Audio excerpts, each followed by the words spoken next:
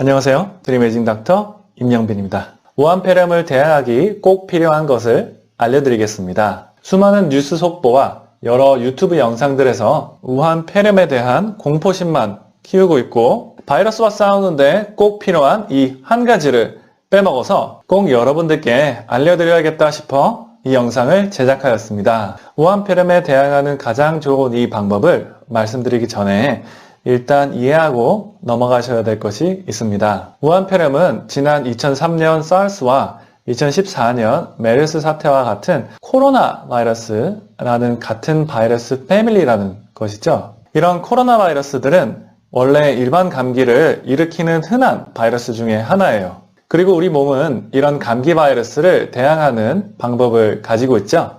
바로 바이러스를 죽이는 면역력인데요. 우리는 이런 면역력이라는 군대가 언제나 건강하고 잘 훈련되어 있다고 가정하지만 그렇지 않은 경우가 참 많아요. 예를 들어 면역력이 1년 내내 좋으면 겨울철에는 왜 감기가 걸리겠어요? 우리 면역력이 겨울철에 좋지 않은 이유는 겨울철에는 해가 짧아 햇빛을 그렇게 많이 못 받으니 비타민 D 수치가 낮아져서 그렇습니다.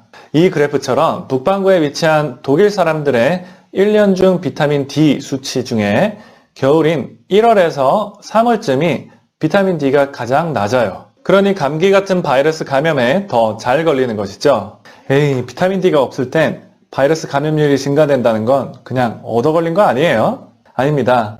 비타민 D가 수많은 면역세포와 협력하여 이런 면역세포들을 제대로 훈련시켜 막강한 군대로 만들어준다는 연구 결과가 참 많습니다. 특별히 코로나 바이러스가 갖고 있는 두꺼운 껍데기는 카탈리사이딘이라는 미사일로 파괴가 가능한데요. 바로 이걸 비타민 D가 생성을 하게 도와줍니다. 그리고 전염병학적으로 볼 때 비타민 D가 가장 적은 지역들을 보시면 1등, 2등은 바로 중동 지역과 중국입니다. 딱 2014년 메르스와 2003년 사스의 본고장이 왜 이 지역인지 아시겠죠? 그래서 지난 12월에 변종된 바이러스가 비타민 D가 낮고 면역력이 낮은 우한시 주민들에게 딱 달라붙어서 인간들을 감염하는 방법을 터득한 것입니다.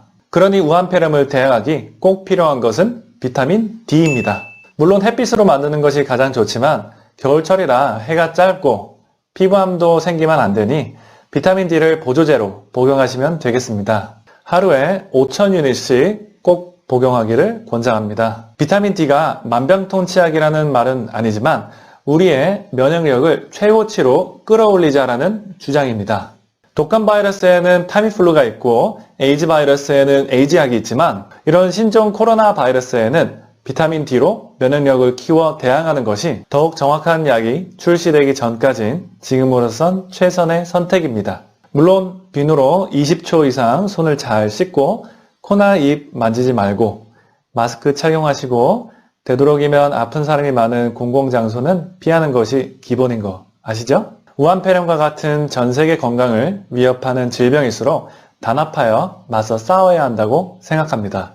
만약 이 영상이 도움이 되셨다면 지인분들께 공유하셔서 우한폐렴 예방운동에 참여하세요. 그럼 더 재밌고 유익한 영상으로 찾아뵙겠습니다. 감사합니다.